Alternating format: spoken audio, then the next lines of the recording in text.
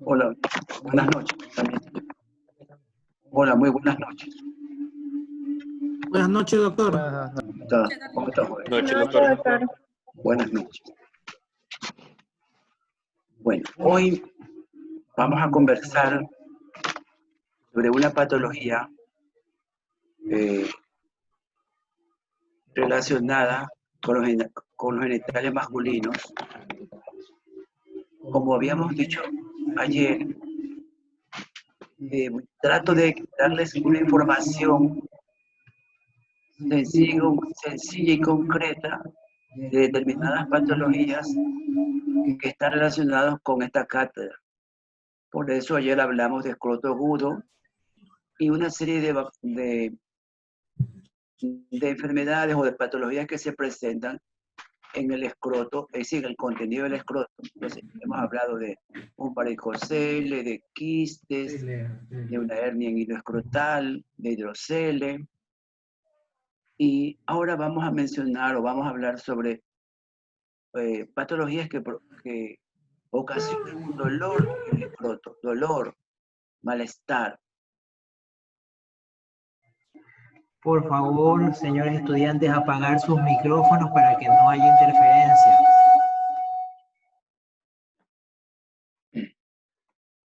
Quería aprovechar y hacer una pregunta. Es que está relacionado con lo que vamos a hablar. Está relacionado con lo que vamos a hablar y con lo que hablamos ayer del varicocele. Yo quería preguntarle aquí al doctor David Franco, ¿usted me puede decir cuál es el número, es decir, cuál es el número de espermatozoides por un centímetro cúbico del volumen seminal? ¿Tiene una idea de cuántos espermatozoides hay en un centímetro? Doctor, buenas noches. No se equivoque, no importa, vamos a conversar. Ya, yo digo que sería uno de 5 millones. 5 millones. ¿Algún otro compañero me podría decir? Por favor, levantando la mano para que no hablen todos a la vez.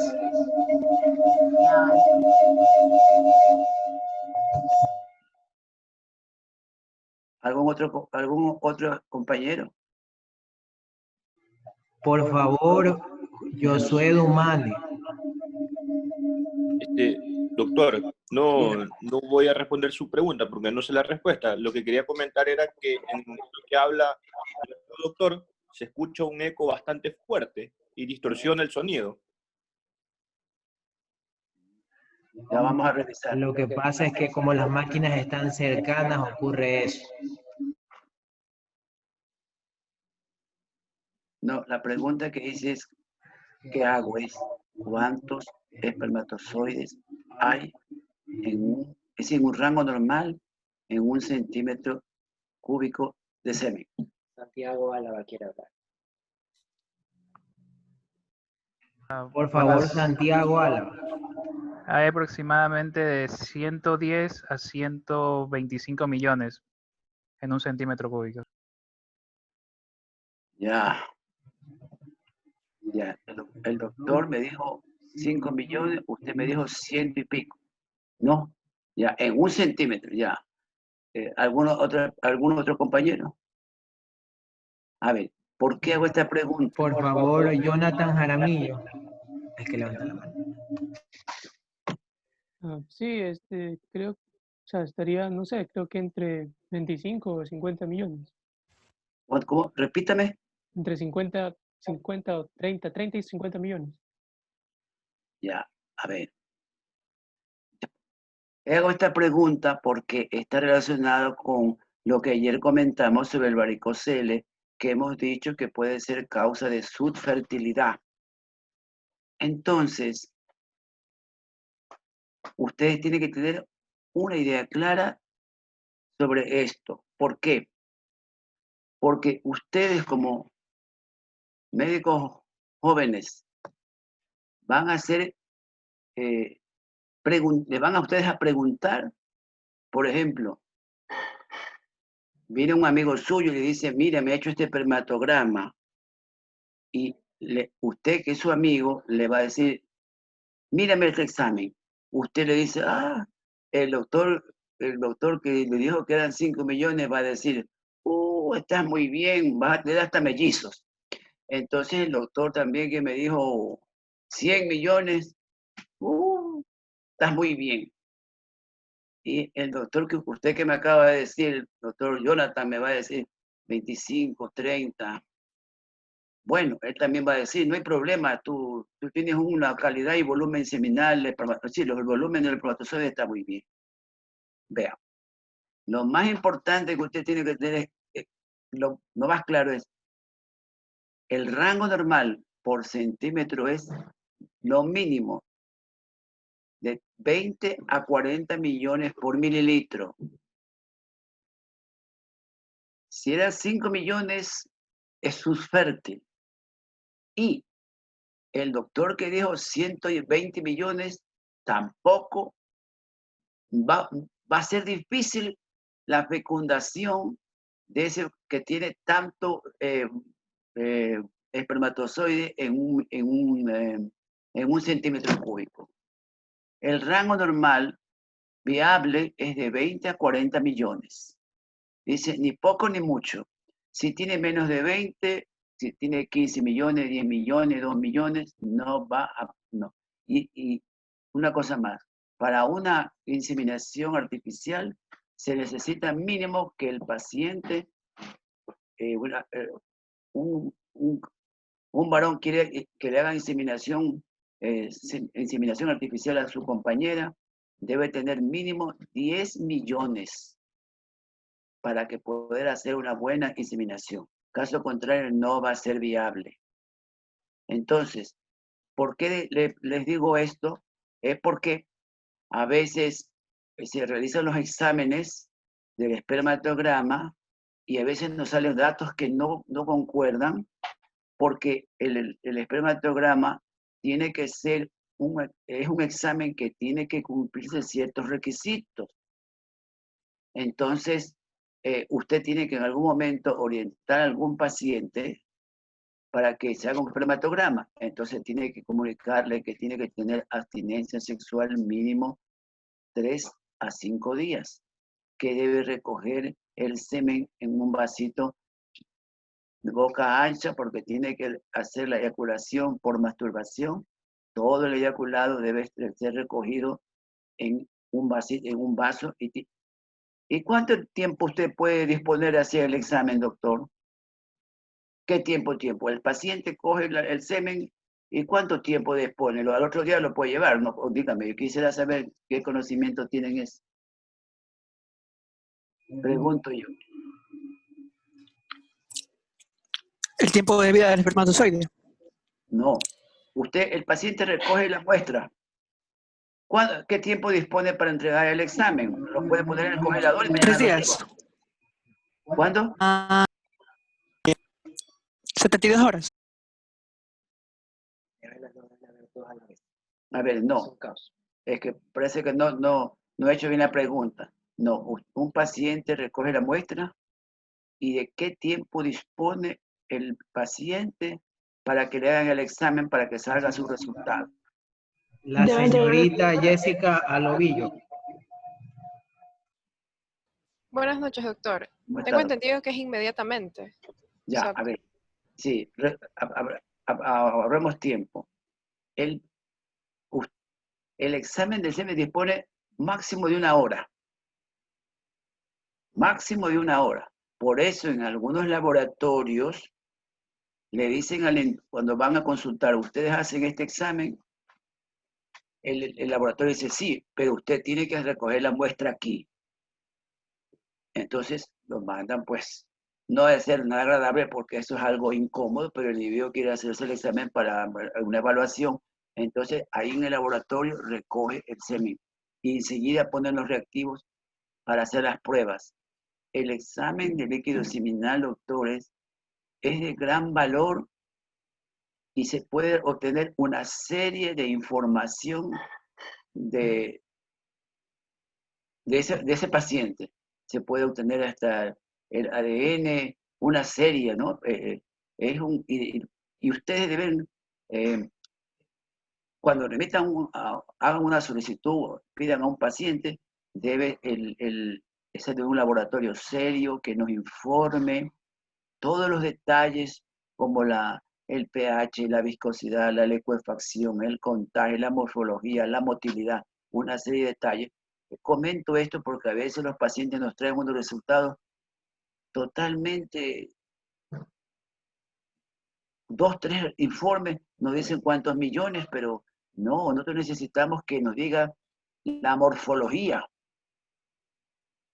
Si cuántos tienen una forma normal, cabeza, cola, cuántos son anormales, la motilidad, porque si nos dice que son el 80% inmóviles, entonces hay un problema y nunca ese equipo, ese batallón, no va a llegar nunca a la meta ninguno de ellos, porque si no se mueven, ¿cómo van a llegar a la diana que está el óvulo esperando ahí como novia, esperando? Es imposible. Entonces, es importante tener esta información para cuando usted revise un examen que dice, porque siempre hasta en los pasillos, mírame este examen que me echó esto, usted ya tiene que tener un concepto claro, porque si le llega un amigo y le dice, tiene 3 millones, usted dice, sobrado, voy a ser padrino de tu hijito. Capaz nace el niño, pero ese niño no es su compadre, porque usted con 3 millones el compadre no puede hacer ni la uña de un hijito, así que tiene que tener el conocimiento claro de esto. Y ustedes, ¿y por qué menciono esto? Porque, doctores, a ustedes son los primeros que les van a preguntar. A ustedes son los que primero le dicen, mírame esto. A nosotros no, nosotros nos llegan después. A los médicos les muestran después. Porque es una cosa que se solicita especialmente en hombres jóvenes. Entonces, usted tiene que tener una idea clara. Ahora. Señorita María Beatriz García, ¿usted quería decir algo? Sí, yo quería preguntar respecto a cuánta cantidad de semen se necesita para poder realizar el examen o es lo que sale. No, pues, mira, mi doctora, un espermatograma tiene que recoger el volumen de la eyaculación. El volumen de la eyaculación es de 3 a 5 mililitros. Eso que se recoge en un vasito, lo entrega inmediatamente. Dispone de 1 hora, doctores. 1 hora.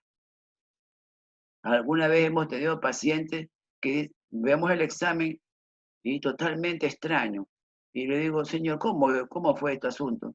No, es que yo cogí, lo masturbé y lo guardé en el congelador. ¿Cómo?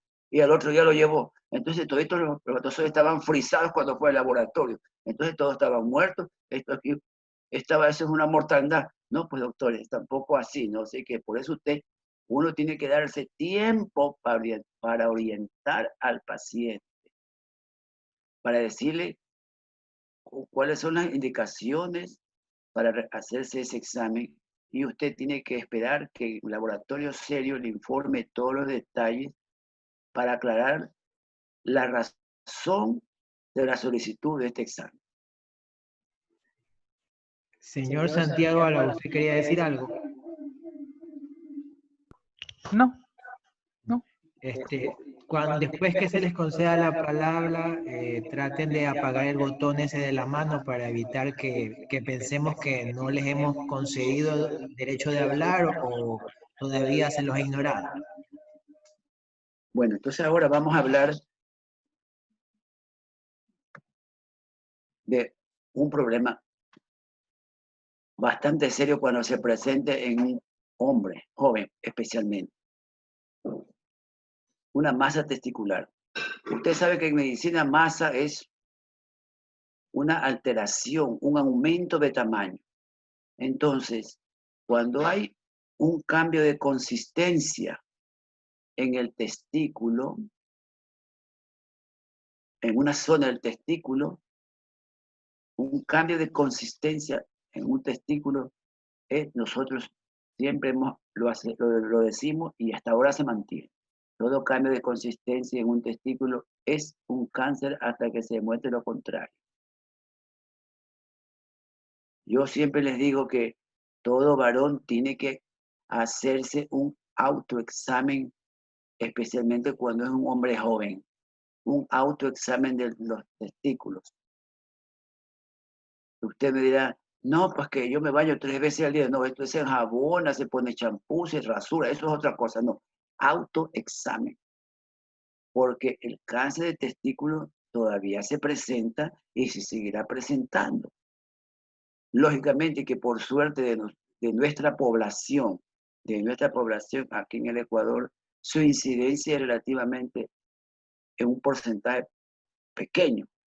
Pero si nosotros averiguamos la estadística de los países industrializados, como Alemania, Francia y en Estados Unidos, usted va a ver que hay una incidencia mayor de cáncer de testículo, porque el cáncer de testículo está asociado con ciertos factores que predisponen a eso. Por ejemplo, el cáncer de testículo puede aparecer en un varón que trabaja en una fábrica de pinturas, de anilinas, que puede, esos metabolitos que van inhalando durante 3, 4, 5 años puede afectar la gónada y va a haber una alteración y puede aparecer un cáncer testicular. Y otra cosa importante, hay factores, como he dicho, que pueden facilitar el desarrollo de un cáncer o aparición de un cáncer. Por ejemplo, un testículo no descendido. Hace más de 40 años, 30 años, alguna vez yo comencé a leer eso y yo decía, pero nosotros no hemos visto aquí, hasta que llegaron los pacientes, 14, 18 años, con el testículo no descendido y presentaba una tumoración en el canal inguinal. El paciente había tenido el testículo no descendido y se había alterado. Entonces, desde ahí, penosamente, viéndolo, tratándolo, aprendí que existe este riesgo. Por eso es que nosotros decimos que siempre el testículo debe estar en la bolsa del varón a partir, bueno, aquí como dije ayer, hasta los 3, 4 años de edad. ¿Por qué? Porque si el paciente tuvo una criptorquidia o un testículo no descendido, ya ese testículo, en ese descenso, ya pudo haber venido con una predisposición para desarrollar un cáncer. Y aparte de eso, el hecho de no estar en la bolsa y tener la temperatura diferente va a ocasionar que pueda haber alguna alteración. Entonces, el cáncer de testículo, bueno, si hablamos del hospital donde yo laboro, el rango de representación anual son de 5 a 8 casos al año. Pero lo ideal sería que llegara en un estadio inicial. Sobre el cáncer que vamos a hablar, los cánceres que vamos a hablar así breve, rápidamente, nosotros aplicamos la clasificación TNM, tumor, nódulo y metástasis. Entonces, en el cáncer, en nuestro medio, en toda la patología urinaria, tenemos un problema, doctores. Son contados los pacientes que llegan con estadios iniciales cualquiera del cáncer que se presente. Todos los pacientes, si hablamos de próstata, vemos pacientes que llegan en mayor porcentaje, ya están T3. Si hablamos de cáncer de riñón, también a veces tiene T2, T3. No hay ninguna evaluación, ninguna medicina preventiva que se aplica en nuestro medio. Penosamente nosotros nos formamos y nosotros los formamos a ustedes como médicos tratantes curativos, y lo que es prevención no la aplicamos. Por ejemplo, en el cáncer de testículo, en otros países del mundo, un hombre que trabaja en una fábrica de anilinas, pinturas, químicos, solamente puede estar en planta 5 años máximo. De ahí lo tienen que sacar porque puede desarrollar un cáncer de testículo, y si es un adulto de más de 40, 50 años puede presentar cáncer de vejiga. Entonces, el cáncer de testículo y el cáncer de vejiga son enfermedades que son tienen influencia laboral, es decir, que el paciente no puede estar expuesto a estas sustancias porque puede desarrollar un cáncer de testículo. Si tiene 45 o 50 años, a veces hacen cáncer de vejiga. El tabaco actúa en el cáncer de vejiga. Hay una incidencia alta de cáncer de vejiga con los fumadores crónicos. Bueno, hablando del tumor de testículo, si hay un cambio de consistencia, y por eso decimos siempre, hay que hacerse un autoexamen una vez al año para ver si nota algo. Es que el tumor de testículo el paciente no presenta dolor. A veces es un hallazgo que anda en bicicleta, que una actividad deportiva, se golpea y siente un dolor. Ahí quizás él se examine y se nota que hay algo allí. Pero fue porque se golpeó, porque se cayó, porque alguna actividad brusca y se golpeó su genital. Pero en caso contrario, si no ocurre eso, a veces el paciente llega con un tumor ya avanzado de testículo. Muchas veces, adivinen quién lo trae. Lo trae la compañera. Pues un hombre que tiene 26 años, 27 años, y va a la consulta, la señora lo lleva, su compañera lo lleva y dice, doctor, fulanito tiene un problema en un testículo. Y le dice, pero ¿qué es que le pasa? No, yo no tengo nada, yo no siento nada, no. Si su compañera, si tiene vida sexual, y si viven juntos, ella ha notado que un testículo es diferente del otro. Entonces, hay a veces que ha presentado, tiene un tumor testicular. Entonces, debemos recordar que esta patología existe y se presenta. Y lo ideal sería detectarla a tiempo para solucionar el problema y poder hablar de curación.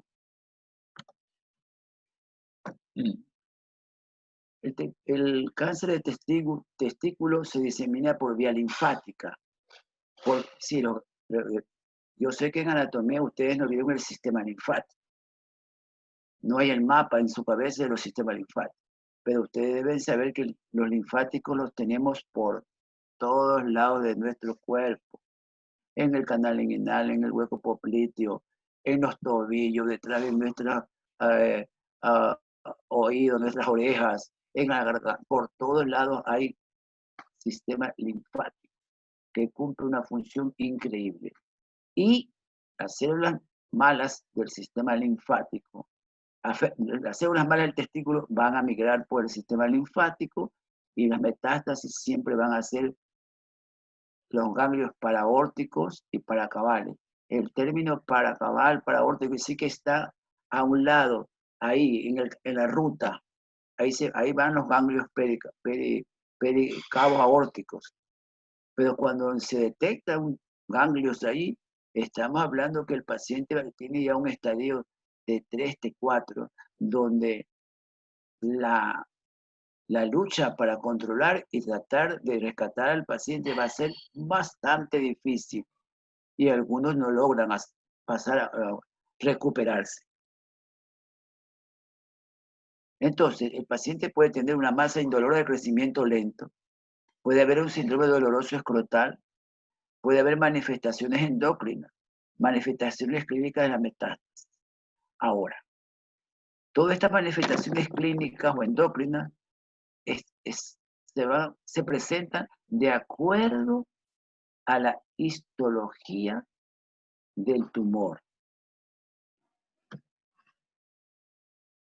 Cuando nosotros tenemos un paciente y lo evaluamos y el paciente llega, por ejemplo, y dice, doctor, me ha aumentado esto, aquí me duele, o si no, dice, está muy aumentado el tamaño. Entonces, lo primero que nosotros le hacemos en la consulta, le hacemos una transiluminación y lo examinamos y notamos que hay una induración del testículo.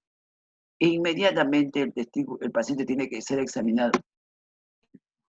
A veces el paciente, de acuerdo al estadio que llega, dice, doctor, tengo agua aquí detrás del ombligo, me siento que hay una cosa dura, otro dice bajado de peso, y a veces es una adenopatía, hay ganglios que están relacionados con, son los ganglios que están en la zona paraórtica paracabal.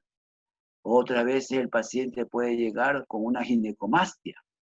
Otros pueden tener un ganglio, ganglio supraclavicular. Ese ganglio, ¿cómo se llama ese ganglio, doctores? El ganglio de Virchow puede presentar aquí en la región supraclavicular.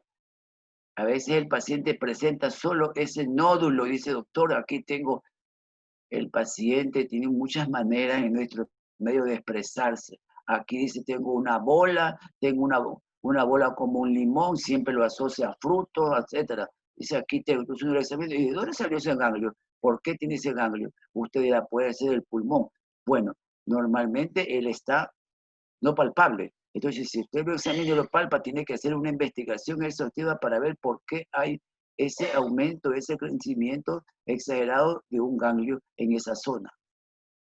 Ahora, todas estas manifestaciones que estamos aquí mencionando están relacionadas, digo, de acuerdo a la histología del tumor. Entonces, puede haber una masa indolora. El paciente y su pareja pueden notar estos signos por accidente. Y la descripción clásica es que dice un bulto, una tumefacción o una dureza en el testículo. En 10%, solo en 10%, el síntoma es el dolor agudo. En muchísimo, es rara vez hemos recibido un paciente con dolor. Es por otras razones que se motiva el varón a ir a la consulta o llevado por su compañera para una evaluación. Ahora, el examen físico, dice, comienza con palpación bimanual. Hay que ver el área de consistencia. Nosotros decimos que usted debe hacerse un autoexamen, pero bueno, si no hay una idea clara del testículo, nosotros le decimos que la consistencia del testículo es de acuerdo aquí, con esta, ¿cómo se llama esto? La eminencia, ¿cuál? Aquí, debajo del pulgar.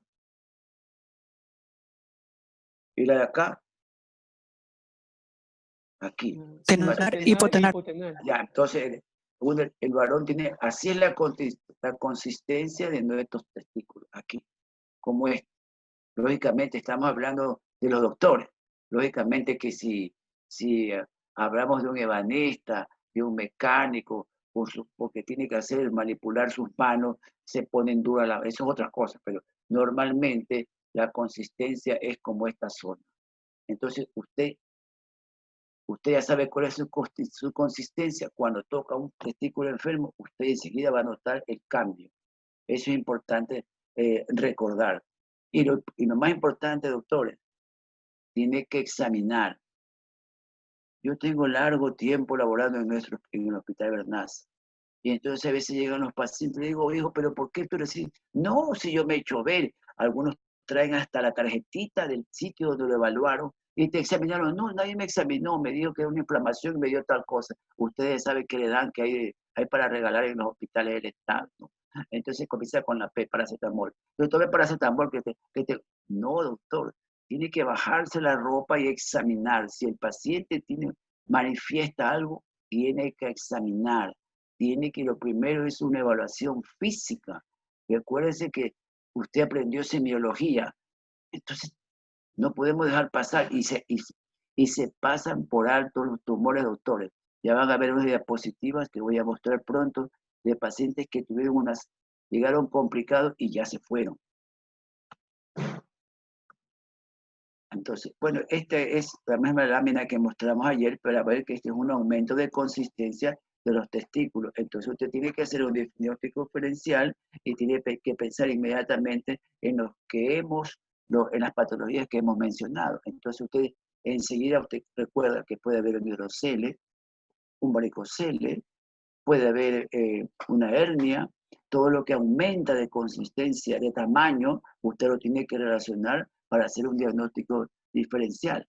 Y como yo les he sugerido, haga una transiluminación masa sólida, masa líquida. Cuando hay una masa sólida, no va a haber una translaminación porque no hay líquido, es tejido que ha cambiado su consistencia del parénquima testicular. Ahora, el 10% de los pacientes se deben a metástasis. Hay los ganglios linfáticos supraclaviculares, puede haber tos o disnea, puede haber una hidronefrosis.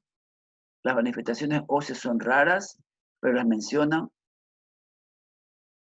Y si hablamos de los últimos ítems, ya el paciente no alcanza, no llega a ese estado porque se nos va antes. Se nos va antes. Ahora, mire, debemos recordar una cosa. Los tumores testiculares se clasifican en forma muy concreta en dos clases. En tumores de células germinativas y de tumores de células no germinativas. Y usted sabe que las células germinativas son las células que van a producir los espermatozoides. Ahí hay la alteración en esas células. Entonces, hay un grupo que se llama tumores de células germinativas. Los tumores de células germinativas hay dos grupos. Uno que son seminomas. Hay una subclasificación grande de seminomas que ustedes no tienen para qué aprendérselas nada. Ustedes, seminomas, hasta con el nombre lo dice, seminomas. Células germinativas, seminomas y no seminomatosos. Cuando el grupo no seminomatosos son los tumores testiculares más agresivos. Los tumores seminomatosos son radiosensibles.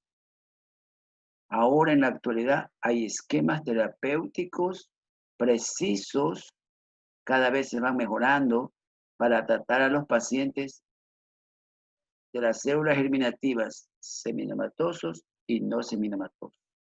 Los no seminomatosos son los más agresivos y la quimioterapia es la primera en ser aplicada, es decir, quimioterapia, para tratar de detener y que no aparezcan las metástasis de un tumor.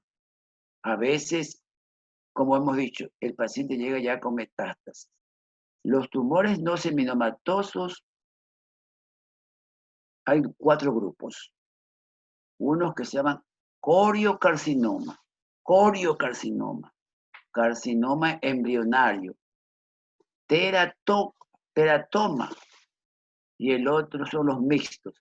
Como ustedes están escuchando, coriocarcinoma, carcinoma embrionario, teratoma y mixtos están relacionados con las células embriológicas. Significa que ese varón que desarrolló el cáncer ya llega con las células totipotencial, es decir, ya llega en su genoma que va a desarrollar un cáncer de testículo. Y esos tumores son como el resto, silenciosos, comienzan a crecer y son muy agresivos y dan metástasis rápidamente. Cuando yo estaba, así como ustedes estudiantes, tenía un concepto equivocado. Era el tamaño del testículo. Yo asociaba al tamaño, el tamaño con la gravedad o seriedad del cáncer. Esto era falso hace 40 años, doctor. Era la manera que uno veía tumores grandes, malignos así, pero no. Un tumor testicular puede puede tener un tamaño de 3 centímetros, 2 centímetros, y ser altamente maligno y dar metástasis. Es como en el caso de hablaremos cáncer de próstata.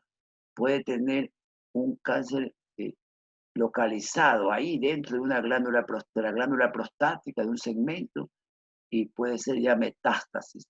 Es de acuerdo a la célula, a la totipotencial, es decir, las células malignas que son muy agresivas y van a causar metástasis.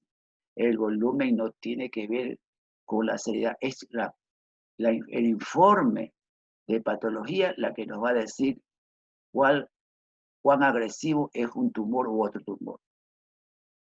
Entonces, cuando el paciente presenta un seminoma, nosotros respiramos un poco porque lo podemos ayudar mucho y sabemos que va a salir adelante. Pero cuando presenta al paciente tumores, por ejemplo, lo dice mixto, entonces dice teratocardiocarcinoma, dice, tiene células de teratoma, tiene células de carcinoma embrionario, nos asusta en el sentido de que este chico hay que tratar de rescatarlo. Lo digo porque es un hombre joven, me expreso así, que por lo regular se presenta en hombres jóvenes. Puede haber un 18 años, 20 años, 25, 30. En el adulto de 45, 50 años, a veces se presentan los seminomas. En esta lámina ustedes pueden ver una foto del escroto y el aumento del testículo derecho. El izquierdo se lo nota elevado, está bajo el cuerpo peniano y el otro se ve un aumento. Usted puede ver que el joven tiene ginecomastia. Usted puede ver eso. Esto es lo que habíamos hablado de la clasificación de los tumores. Entonces, usted el diagnóstico lo va a hacer de la siguiente: historia clínica, el examen físico, y va a pedir unos exámenes de sangre. Esos exámenes usted los va a escuchar siempre, y esos exámenes que estamos leyendo aquí, alfa-fetoproteína, gonadotrofina coriónica,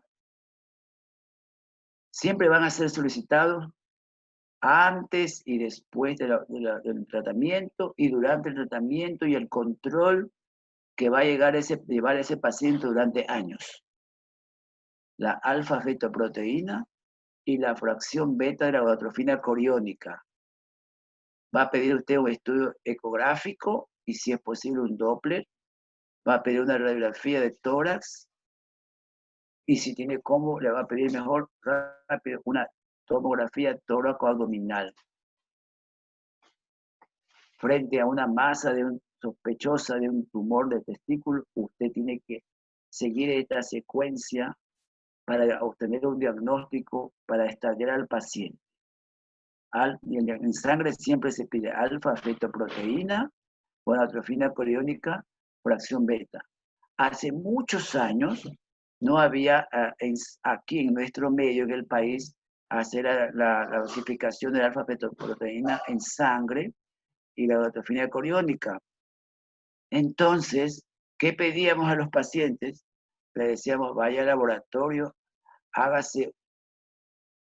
hágale un examen de un test de Gravindex, ¿sí? un embarazo, dosificar gonadotrofina coriónica en orina. Entonces mandábamos al laboratorio, y en el laboratorio decían que el doctor, ¿qué le pasa? Que está mandando a pedir gonadotrofina coriónica a un varón. Y cuando ocurrió la sorpresa, decían, ¿cómo que este joven tiene gonadotrofina coriónica elevada? Entonces le hacíamos a veces el test de Gravindex, que se llamaba el test de Gravindex. Ahora el test que ustedes usan, ¿cómo se llama? ¿Cómo se usa para ver el embarazo? Los doctores han de saber, capaz ya hemos solicitado. El Press-Color. Entonces, en una época no había el Press-Color, pues, ¿se sabe cuál es el Press-Color? Ustedes ya hicieron ginecología, somos tetras. Entonces, ese Press-Color se lo puede dar tirita. Yo siempre le digo a los jóvenes, cuando vayan a hacer esa prueba, tienen que hacerlo juntos con la compañera para ver el resultado de los dos juntos. Si sale positivo, ya va a ser papá. Si sale negativo, pues entonces se va de farra el fin de semana porque no está embarazada la compañera. Entonces, en una época nosotros mandamos a hacer el examen de orina, un test de Gravindex al señor, y el laboratorio nos llamaban si estábamos equivocados o no. Y después, cuando llegaron los positivos, ahora no hay ese problema. Ahora el paciente dice, hágame la dosificación de gonadotrofina coriónica, fracción beta, para ver qué usted. ¿Por qué? Porque los tumores que hemos mencionado como coriocarcinoma, carcinoma embrionario, van a elevar estos marcadores. Entonces, ahí estamos buscando cuál de los tumores, cuál de estas clases de tumores tiene ese paciente durante la evaluación.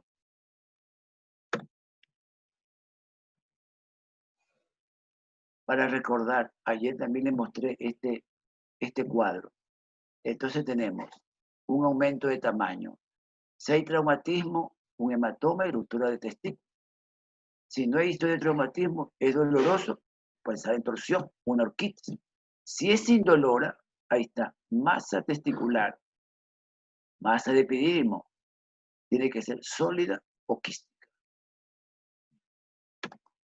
Esta es una ecografía donde podemos ver un nódulo en el cuadro a la derecha, a la derecha mía sería a la izquierda del cuadro, hay un nódulo, abajo hay un testículo normal, y acá también tenemos otro testículo con una masa heterogénea. Un estándar de tórax. Siempre se le pide estándar de tórax, pero mire bien ese estándar de tórax. Aparentemente hay un nódulo por la 10ª costilla, por la 7ª costilla. Hay un nódulo. Pero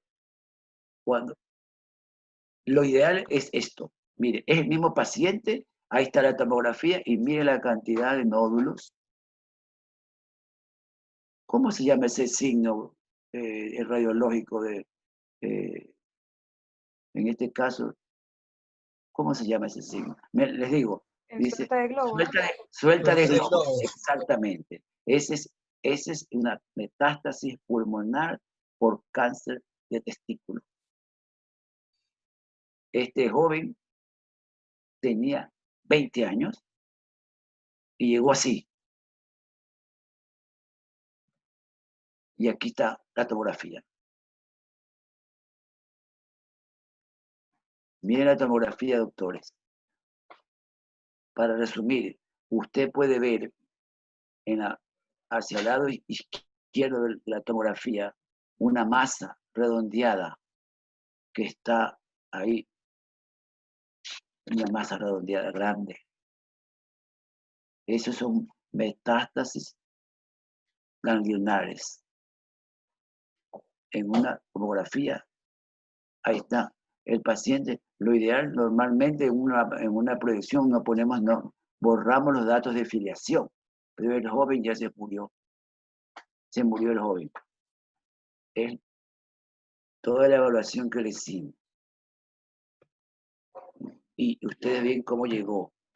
Ahí está. Con una masa, con ginecomastia.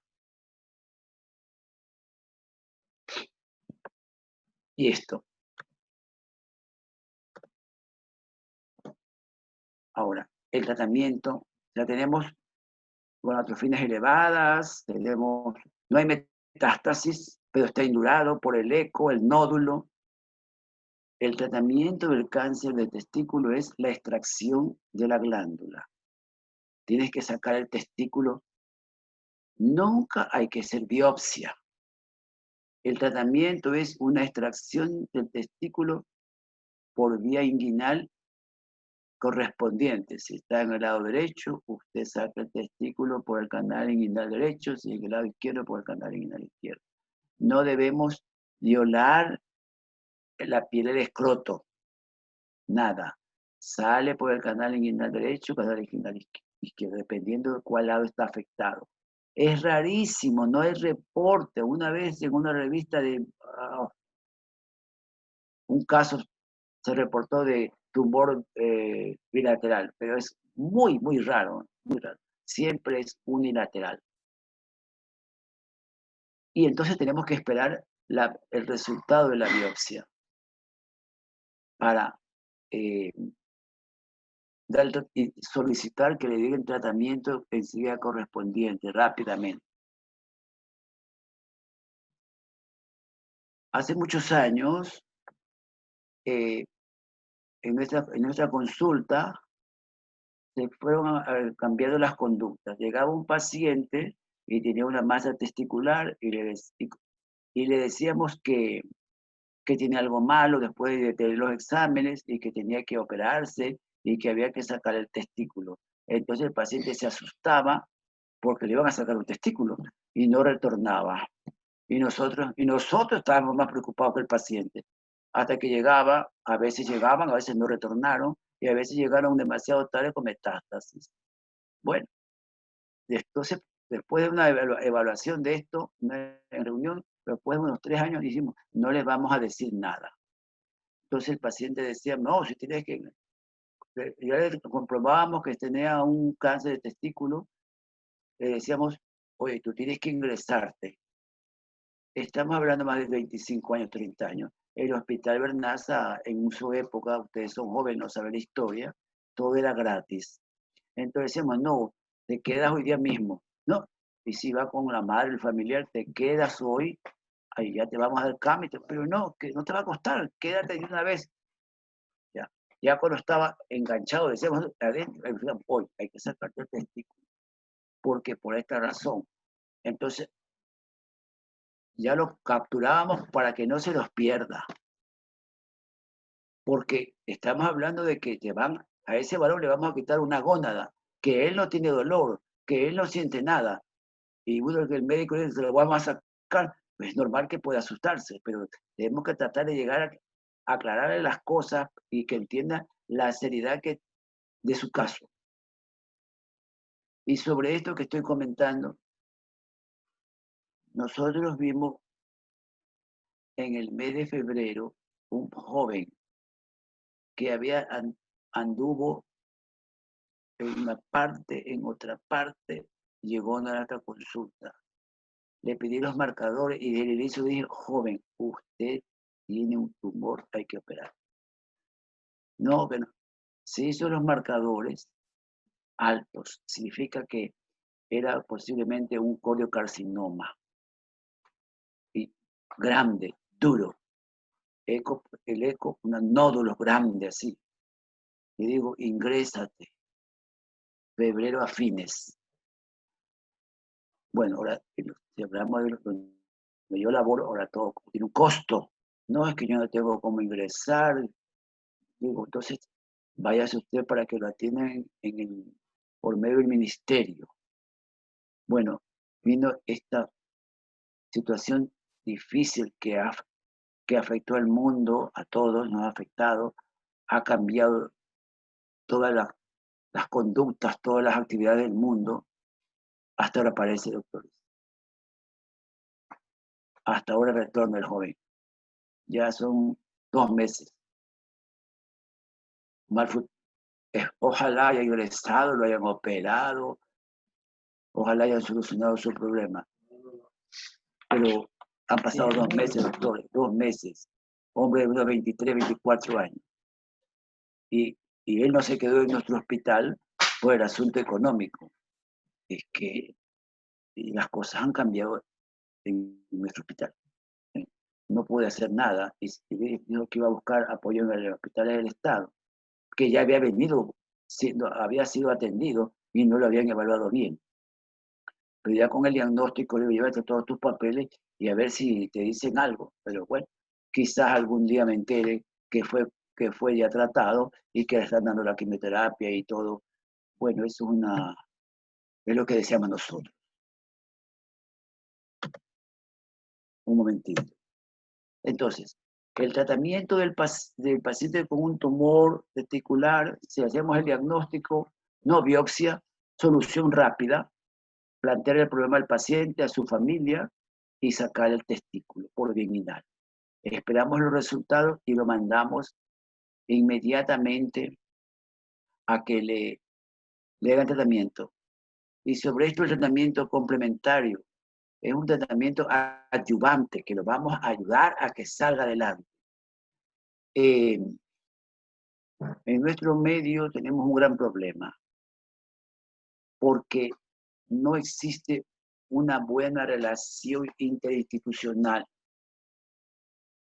En nuestro hospital o los otros hospitales creo que ahora están haciendo algo de quimioterapia en los hospitales del Estado, algo está haciendo el IES, pero el que comanda el asunto del tratamiento oncológico es Solca. Entonces yo le voy a hacer un comentario, para que algunos de ustedes irán a trabajar a Solca, pero no estamos de acuerdo con el manejo que se hace con los pacientes que son referidos a Solca, no solamente de Verlaza, sino de todas partes. Le explico. Quizás algunos de ustedes o su familia habrá vivido lo que le voy a decir. Yo mando al paciente con el informe de histopatología, con las tomografías, con los exámenes, todo lo mando a que saque consulta al Hospital de Solca. En el Hospital de Solca tiene que sacar cita. No sé qué tiempo se demoran, a veces 2 semanas, 3 semanas. Así que en 3 semanas lo va a ver por la emergencia de la consulta externa. Lo va a ver un médico como ustedes, que está laborando. Como él tiene una instrucción, le va a decir, a ver, sí, parece sí. A ver, usted tiene que hacerse todo nuevamente. Y tiene que hacerse aquí. Tiene que hacerse la tomografía, los marcadores, y tiene que ir al Hospital Vernaza a pedir los bloques de patología. Es que es normal el derecho a la duda. Entonces, como nosotros ya sabemos, el paciente a las 3 semanas regresa, doctor, me pidieron esto, y se va a hacer, sí, me tengo que hacer, pero no tengo plata. Tienes que hacerte, ya tienes que volver a gastar lo que ya gastó de nosotros, que se hizo 15 días atrás la tomografía, pero ellos quieren una ahí. Luego los marcadores, luego la biopsia, como nosotros ya sabemos que el departamento de Solca pide los bloques, ustedes sí saben lo que es los bloques, ¿no? Cuando se saca un órgano, se lo fragmenta, se lo pone en un bloque de parafina, una serie de segmentos de ese testículo, unos son biopsiados o todo, etc. Entonces se guarda el bloque. Algo tienen que haber escuchado cuando pasó por su preparación patológica. Entonces nosotros, como ya sabemos, el paciente llega, toma, vaya a entregar. El paciente va a Solca y entrega y le dicen, a ver, esto se demora en revisar 1 mes. Entonces, pero 1 mes sí, venga en 1 mes para ver lo que el patólogo de Solca ha dicho, porque es derecho a la duda. Entonces el patólogo de Solca lo revisa y dice, sí es un tumor, está bien hecho el diagnóstico, vamos a ver. Entonces ahí recién el paciente ha pasado 2 meses. Y después dice, bueno, ya tiene que sacar cita para que la quimioterapia. ¿Cuándo hay cita? Bueno, en 45 días. Vuelve después de 45 días.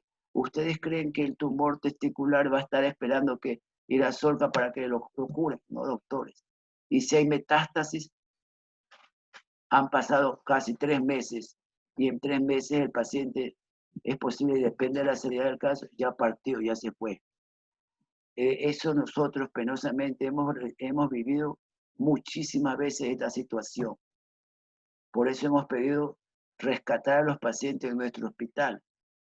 Y alguna vez que otra vez hemos logrado hacerlo, pero han sido pacientes del IES que han sido referidos a nuestro hospital y hemos logrado que le den quimioterapia de rescate dentro del hospital. Porque esto es, como la palabra digo, hay que rescatar, porque si el paciente tiene metástasis, ese hombre joven no espera, y depende de la histología del tumor, es agresivo y el paciente se muere con metástasis. El año pasado, penosamente, hemos visto la pérdida de 2 jóvenes en el último semestre. 12 nos murieron el año pasado. El último fue un joven que trajo hasta los papeles, por aquí, por allá, recetas. Entonces, en otro sitio. Lo vimos, el paciente prácticamente lo pesquisamos porque vimos los exámenes y lo ingresamos. ¿Qué pasó con el paciente? El paciente tenía un tumor metastásico similar a las imágenes que ustedes les mostré. El paciente tenía un tumor testicular metastásico.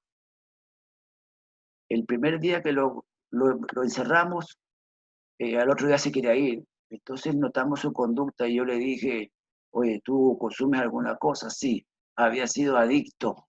Imagínense, tenía un síndrome de abstinencia. Lo logramos rescatar, lo que no te vaya, lo operamos. Al tercer día lo logramos detener y le empezamos a dar la quimioterapia, doctores. Las primeras sesiones estuvo bien, todo esto, iba mejorando, le tomamos una radiografía, unos nódulos que tenía se habían reducido, solo la tomografía, con la doctora que hizo la quimioterapia estábamos satisfechos. Pero este paciente, la quimioterapia, su adición, la quimioterapia, el cáncer, estaba inmunodeprimido. Se presentó una neumonía, doctores. Y al tercer día de la neumonía se nos murió en terapia intensiva. Así es lo duro cuando un paciente acude con metástasis a nuestra atención. Es un hombre joven de 28 años que pudo quizás rescatárselo.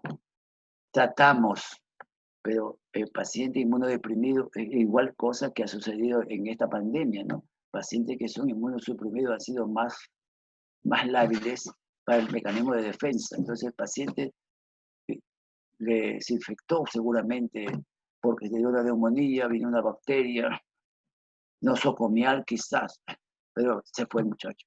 Entonces debemos recordar esta patología. Si tienen alguna pregunta, por favor, doctores. Por favor, si ustedes desean hacer alguna pregunta, levantar el icono de la mano para poder concederles la palabra.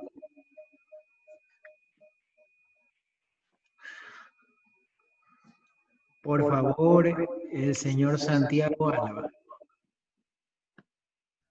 Buenas, una consulta con respecto a lo que usted dijo sobre el tiempo de espera. Usted dijo 3 meses que el cáncer ya puede estar metástasis. Usualmente, usted en su experiencia, ¿en cuánto se demora lo que es un cáncer usual llegar a lo que es una metástasis, doctor? Depende de la histología. Los seminomas son más lentos en dar metástasis. Los seminomas. Pero los que son no seminomatosos, pero más o menos se calcula de que como se demora 6 meses, 9 meses. El problema, doctor, como hemos dicho, es que es un nódulo indoloro. No siente dolor, pero está ahí causando daño. Entonces, aumenta el volumen, y como en la gráfica que le mostré, ese tumor así, el paciente ya buscó atención, pero no le hicieron mayor cosa, no lo evaluaron bien. No, acuérdese, doctor, disculpe, frente a un cambio de consistencia, un aumento de tamaño de un testículo, usted tiene que examinar y descartar la posibilidad de un cáncer. Estamos hablando de un hombre que tiene la suya, 20 y pico de años, 28 años, 30 años. Usted tiene que pensar mal, descartar que es un cáncer. Se hace una transluminación, bueno, usted no le va a hacer eso, no lo quiere tocar, qué sé yo. Ahora vamos siempre al apoyo de imágenes, le hace un eco, pero el eco le va a decir, ahí hay un nódulo, ya tiene el diagnóstico. Nada de biopsia, los marcadores. Y enseguida, si salen positivos y hay un nódulo, ha cambiado la arquitectura de la gónada y es un nódulo, el ecografista que tiene ya su experiencia le pone un nódulo y a veces ellos que no deberían hacerlo, ponen hasta el diagnóstico. Entonces, usted tiene que solucionar el problema. Supongamos que no crece, las metástasis empiezan por vía linfática a irse. Después de 6 meses el paciente ya está, 8 o 9 meses ya está mal. Ese paciente ya va a ser difícil rescatar. Es difícil rescatar. Es de acuerdo al tumor, a la histología del tumor. Como hemos dicho, los no germinativos son los más agresivos. Y entonces el paciente con un tumor testicular hay que rescatarlo. Es cierto, otra cosa, doctor. Nosotros no damos de alta a ningún paciente oncológico. Nosotros los controlamos porque a veces los pacientes acuden allá y siguen viniendo a nuestra consulta. Y nosotros los vamos controlando también. Porque a veces puede surgir una metástasis al cabo de 4 o 5 años. Todo depende del esquema terapéutico aplicado y la disciplina que siguió el paciente. Algunos han venido, le hicieron una primera sesión de quimioterapia, ya estuvieron bien, le dijeron, no, estás bastante bien, tienes que volver. Ya no volvió porque tiene que trabajar, no tiene tiempo, tiene familia y otros detalles. Y después el paciente viene con recidiva de metástasis. En todos los casos oncológicos de urología, nosotros en nuestro departamento de verdad no le damos el alta a nadie. ¿Por qué? Por ejemplo, hemos tenido pacientes con cáncer de riñón. Aparentemente estaba todo bien, le dan el alta en Solca y viene un día con un problema que en el reto peritoneo, que siente un nódulo, que no sé qué, ha salido, como ya se sacó el riñón, ahí hay un nódulo linfático que a los 8 años aparece, otros dan metástasis óseas y una fractura patológica por un cáncer renal a los 10 años. Nosotros nos damos alta, porque el seguimiento debe ser constante durante mucho tiempo, 10, 12 años. Eso es importante, esa es nuestra sugerencia. Otra cosa que no puedo faltar de decirle, cuando usted tiene un paciente con cáncer de testículo y sabe que usted le va a extraer la gónada, usted tiene que hablar con él, por ejemplo, saber la historia. Le dice, ¿usted tiene familia? El paciente dice, sí, yo tengo un hijo, 2 hijos, ok. El otro le dice, no tengo familia. Ya. ¿Por qué? Porque el tratamiento a continuación le puede dar quizás radioterapia para los ganglios linfáticos. Usted no sabe cómo va a reaccionar esa radioterapia, aunque ahora es muy selectiva y todo, pero puede afectar la parte neurológica y el paciente puede que tenga, puede afectar a la gónada también y el paciente puede quedar estéril. Entonces nosotros le decimos al paciente que tiene un tumor testicular y no ha tenido familia, tiene su compañera, pues estamos siempre hablando de gente joven. Entonces decimos, le sugerimos, usted tiene que ir guardar su semen en un banco de semen, para que después de la quimioterapia o de la radioterapia, tenemos que ver cómo evoluciona y no ha quedado usted, se ha dañado las gónadas, la espermatogénesis del testículo que está, la espermatogénesis se ha afectado por la quimioterapia o por la radioterapia, el testículo sabe que lo tiene.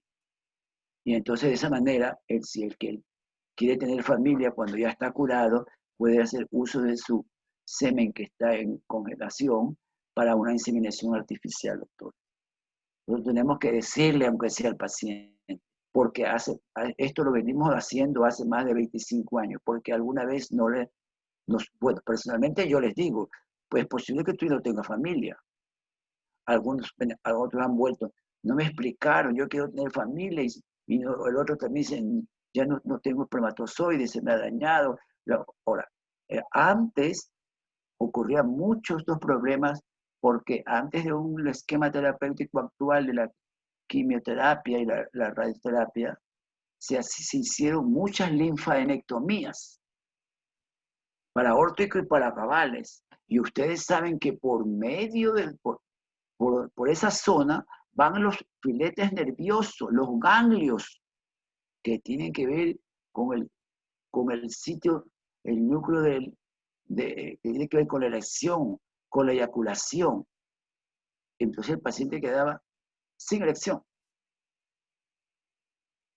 Pero ahora hay la linfadenectomía de rescate que llamamos. Supongamos el paciente tuvo ganglios grandes, se fundieron con la quimio, la radio, pero hay rudimentos.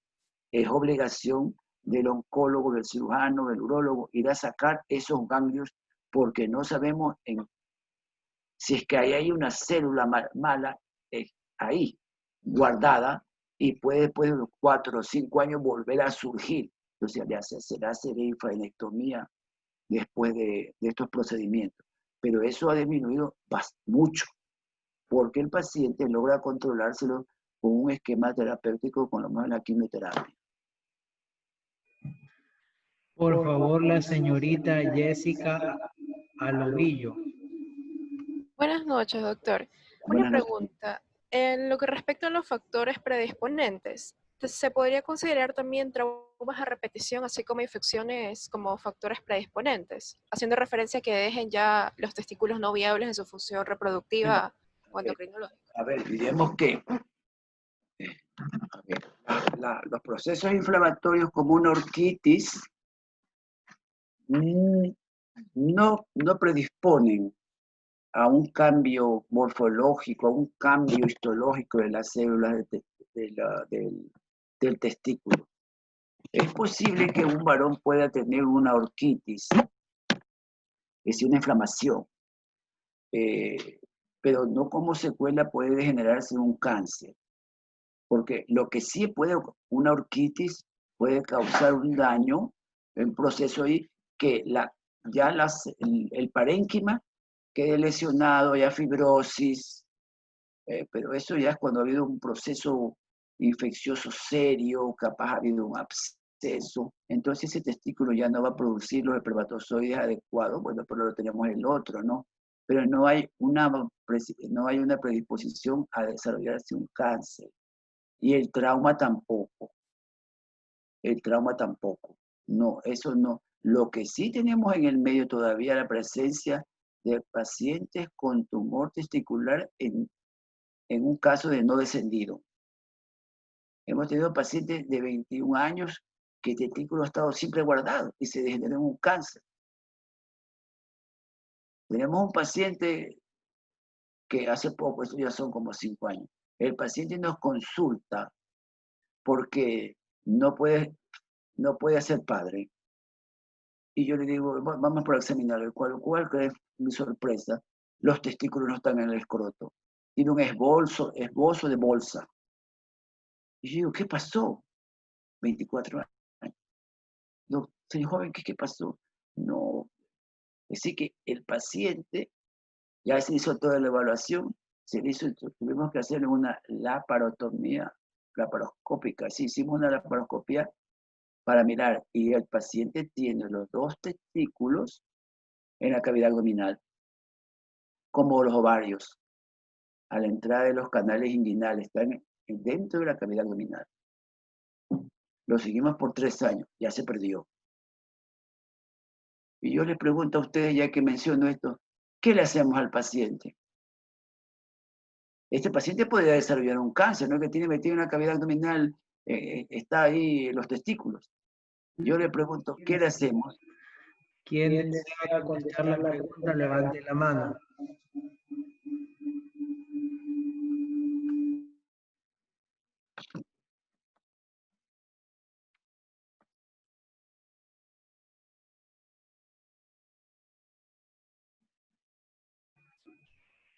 Por favor, David Franco Kiwiri.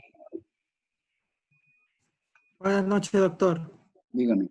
Buenas noches. Si el paciente tiene que si no se le van encendidos los testículos, lo que yo le haría sería mesestripar los testículos, porque como usted mencionó ayer, los testículos ya no van a tener lo que es la función de formar espermatozoides.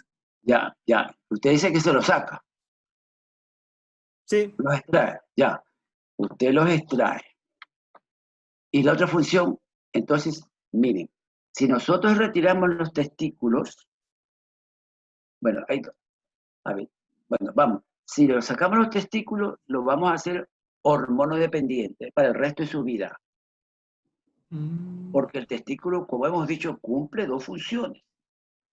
La formación de andrógenos, testosterona, y la función espermatogenética, así que la elaboración de espermatozoides.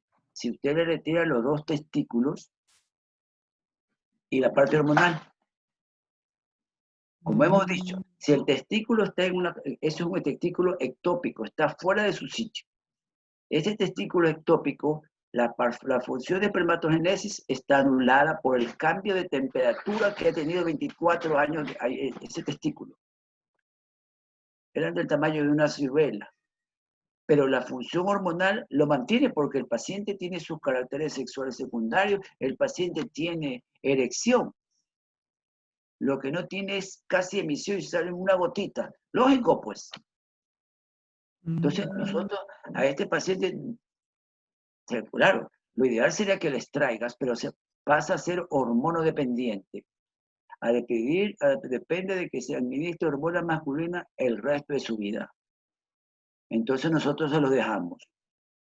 Quizás alguien debió pensar que podíamos operarlos. A ver, cuando es en la primera infancia, se puede hacerlo. Estamos hablando que tiene 4 años, 5 años y está bien elevado. Se hace una orquidopexia y se lo pone en el escroto, perfecto. Pero después de tantos años, lo más importante que hay que recordar es que ese testículo ha tenido una irrigación arterial con una arteria que está relacionada con el sitio. Yo no los puedo disecar y tratar de meterlos en la bolsa hacia afuera, porque la arteria que ha estado nutriendo a esas gónadas está de acuerdo a su situación.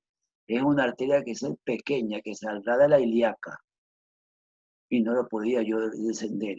Alguna vez pensamos en hacerle un autotrasplante, pero no teníamos experiencia y podía fracasar. Y como el paciente se perdió hasta la fecha, pues desconocemos qué sucede con el caballero, ¿no? Lo único que le dijimos que tenía que adoptar una criatura porque no hay espermatozoides ni habrá. Y bueno, como 2 años y medio por ahí estuvo por la consulta y le dije siempre, tienes que hacer todos estos marcadores mínimo una vez en la vida por si acaso hay alguna degeneración, pues no lo sé, y ya se perdió el paciente. Claro, es algo poco usual, felizmente, ¿no? Pero todavía llegan pacientes jóvenes de 16, 18 años con testículos en el canal inguinal. El testículo debe estar en la bolsa en los primeros años de la vida. Y nacemos con ellos y ahí se quedan, abajo. Entonces eso ya depende de la familia, depende de muchos detalles familiares, entorno, ¿no? Es como la circuncisión. A veces hay pacientes que tenemos que decir, haga circuncisión, pero necesita la circuncisión y el padre dice, a mí no me han hecho, no lo hacen a mí. Entonces ya, pues es su problema. Pero a veces ellos retornan cuando tienen 18, 19 años y dicen, doctor, usted me dijo cuando era pequeño a mis padres que yo quiero que me haga la circuncisión. Y hacer la circuncisión. Es su pene y es su vida sexual. Bueno, ¿alguna otra pregunta? ¿Alguien más tiene una pregunta? Para que levante la mano. Por favor, Josué Dumane. Doctor, buenas noches. 2 preguntas, una en conjunto, doctor.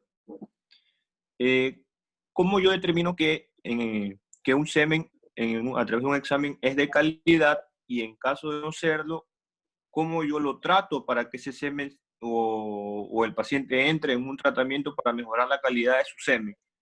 Esa es una pregunta. Y la otra pregunta es, ¿qué frecuencia en su experiencia ha visto asociado, qué sé yo, el BPH junto con el cáncer de pene? El cáncer de pene. ¿Asociado con qué me dicen? Muy bien. ¿El cáncer de pene asociado con qué? BPH. Ya. Con el BPH. Ya. A ver, la primera pregunta. Usted dice que un paciente se reporta que tiene una mala calidad. A ver, la pregunta es, hay que aclarar las cosas. ¿Por qué se le pidió que se haga el espermatograma? Es decir, ¿cuál ¿Por qué razón se hizo el espermatograma? Se hizo el espermatograma porque no fecunda, es decir, no embaraza a la pareja, o tiene un varicocele. Es decir, normalmente ningún varón se hace un espermatograma, porque está todo bien, cree que está todo bien.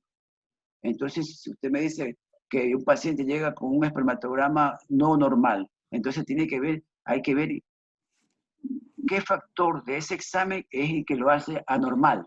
Hemos dicho que tenemos que ver el contagio, cuántos por mililitro. Lo normal es 20 a 40 por mililitro.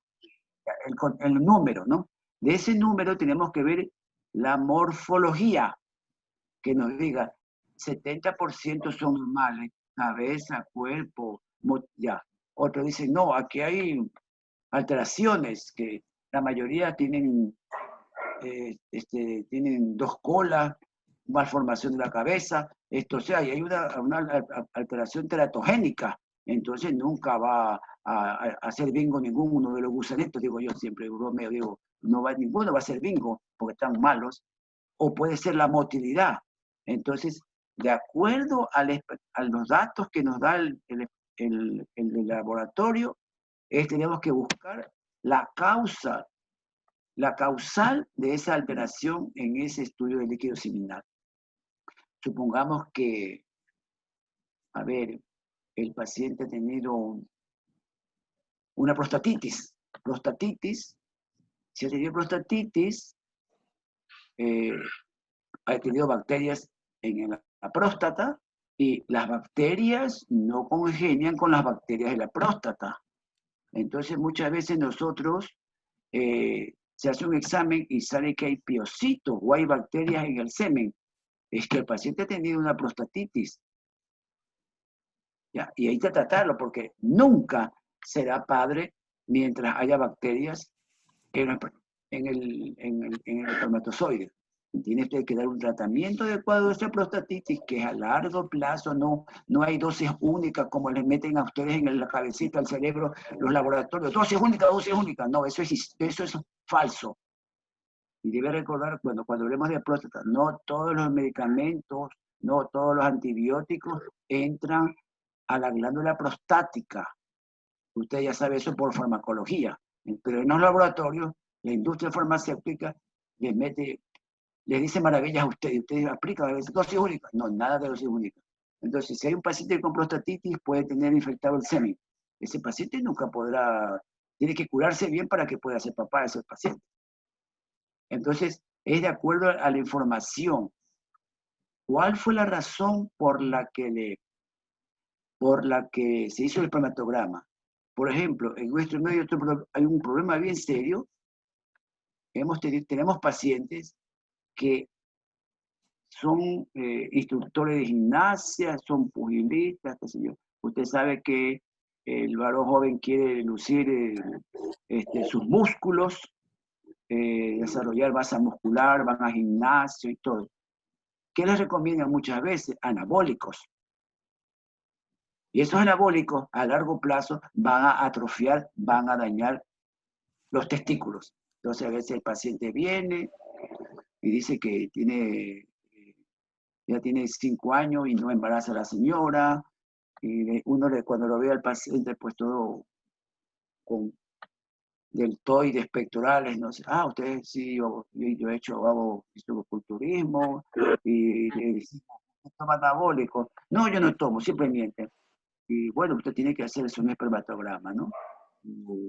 Hágase el espermatograma. Viene con el espermatograma, pésimo calidad del semen. Tienen un contagio bajísimo. Entonces dice, sí, doctor, y es que yo tengo 4 años tomando esto, yo he inyectado esto. ¿Ya? Ahora, hay una reversión difícil, doctor. Ya se han hallado ahora espermatogonias. Se ha hecho un estudio sobre esto. Alguna vez algún autor hizo un estudio de los pugilistas, por ejemplo, de cuántos de los pugilistas tienen familias numerosas, y fue una gran decepción. Muy pocos, no es que ellos usan anabólicos. La otra pregunta, usted, claro, el cáncer de pene, ya vamos a hablar sobre ese tema en algún momento. Claro, una de las teorías muy fuerte es que el virus del papiloma humano puede causar cáncer de pene. Lo importante es que recordar siempre cuál de los serotipos, es decir, cuál de los virus del papiloma humano ha tenido el paciente. Porque no todos los virus del papiloma humano causan cáncer de cervix o causan cáncer de pene. Si no me equivoco, es el 18, el 33, algunas cepas. Entonces, eso sí pueden... ¿Perdón? Sí. Entonces, hay que ver, es frecuente, ¿no? Esa es una de las teorías del cáncer de pene, que todavía se presenta y todavía en el medio, así que no podemos decir que no hay. No. Pasa que ese es otro problema, esa es otra patología que el paciente varón se descuida. Muy pocos pacientes llegan con cáncer de sospecha de cáncer de pene en un estadio inicial. La mayoría llegan cuando hay que realizar una amputación. Desconocemos por qué ocurre eso, pero así es en nuestra comunidad. Un porcentaje pequeñísimo llega con un pequeño nódulo que se puede hacer láser terapia y el paciente se va a curar. Pero la mayoría viene con implicación del glande y a veces ya del cuerpo cavernoso y tenemos que hacer entonces una amputación de pene. Entonces, es un problema bien serio. ¿Está claro? ¿Alguien tiene otra pregunta que realizar? Gracias.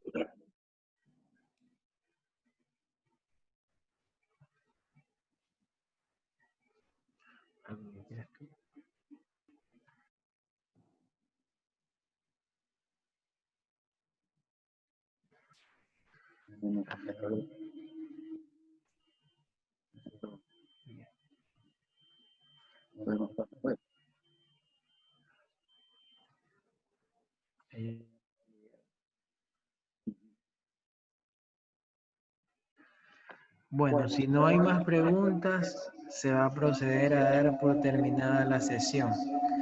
Es importante que recuerden fijarse en la plataforma y realizar las actividades.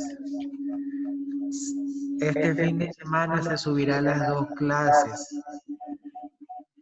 Recordar que los videos que están ahí no es motivo para que se asusten.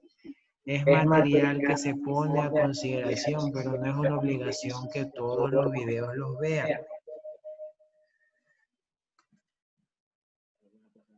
Bueno, entonces conversamos, nos reunimos otra vez el jueves próximo. ¿Ok? Tengan buen fin de semana. Síganse cuidando, que ya habrá tiempo para, con el transcurso del tiempo, volver a reunirse, celebrar, todo con calma, porque como ustedes saben, este mal ha sido muy duro, muy duro. Quizás algunos de ustedes han tenido alguna pérdida. Esto ha impactado muchísimo el mundo y nuestro país, que no estuvo preparado, no creo ningún país para semejante situación, pero de todo esto hay que ver lo positivo, hay que ser siempre optimista y vamos a seguir adelante y llegaremos todos lejos, ¿no? Así que buenas noches, cuídense y nos hablamos pronto, ¿no? Buenas noches. Buenas noches, doctor. Muchas Doctor, gracias. gracias. Gracias. Doctor, gracias. Buenas Hasta luego. Hasta luego. Gracias, doctor. Pasen bien.